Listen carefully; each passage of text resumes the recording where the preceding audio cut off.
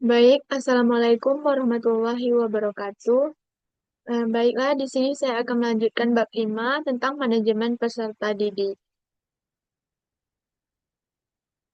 Ini adalah prinsip identitas buku.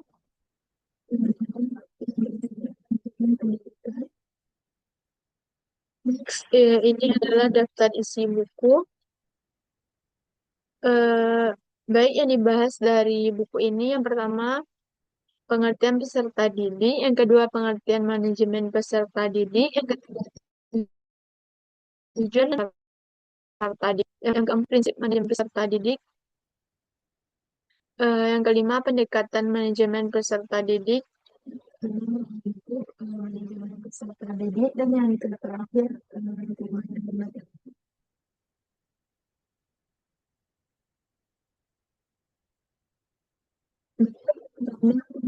peserta didik. Peserta didik adalah mereka yang terdaftar di jalur jenjang dan jenis pendidikan memiliki potensi akademik dan non-akademik yang dapat dilakukan oleh orang lain karena dipengaruhi atau secara sadar.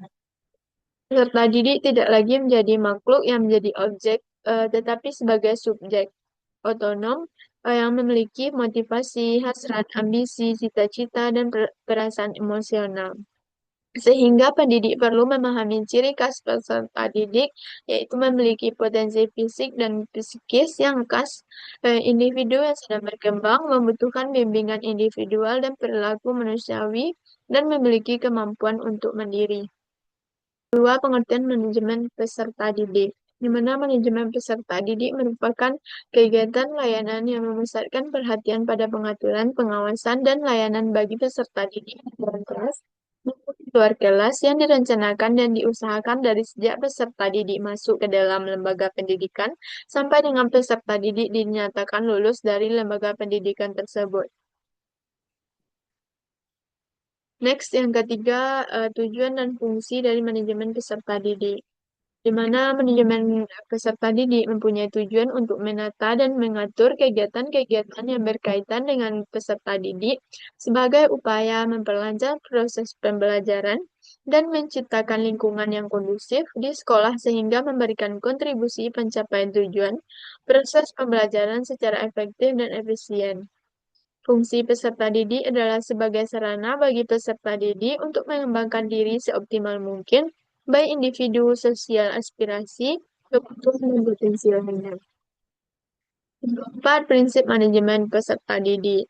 Menurut Nurwati tahun 2011, mengemukakan yang pertama itu prinsip manajemen peserta didik ini. Yang pertama, peserta didik harus diperlakukan sebagai subjek, bukan objek, sehingga harus didorong untuk berperan serta dalam setiap perencanaan dan pengambilan keputusan dengan kegiatan mereka.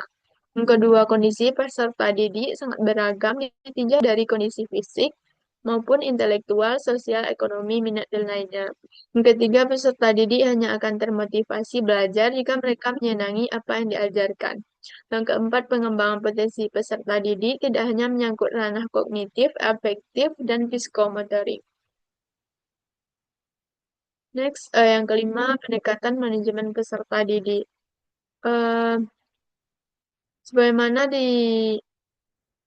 pendekatan manajemen peserta didik oleh Yeager, sebagaimana dikutip oleh Imron, terbagi menjadi dua, yakni pendekatan kuantitatif dan kualitatif yang dideskripsikan.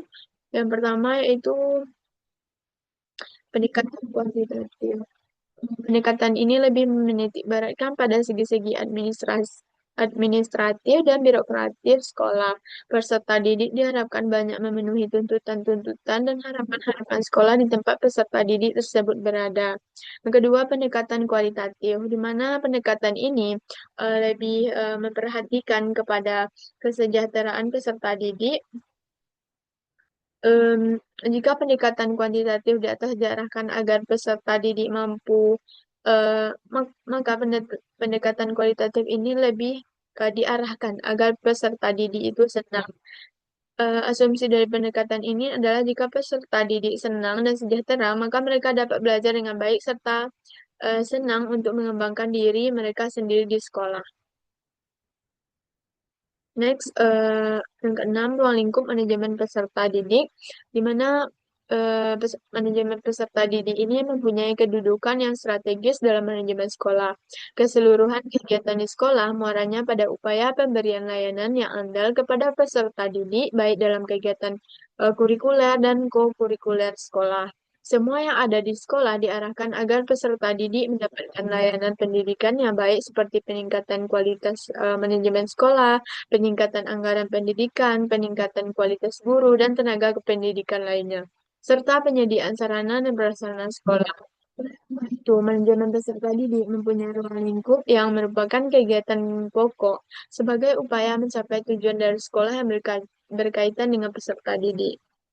Next, rangkuman dari materi ini tuh peserta didik merupakan komponen utama yang hasil akhirnya ditentukan sekolah sebagaimana cara mengolahnya supaya dapat menghasilkan peserta didik sesuai tujuan sekolah.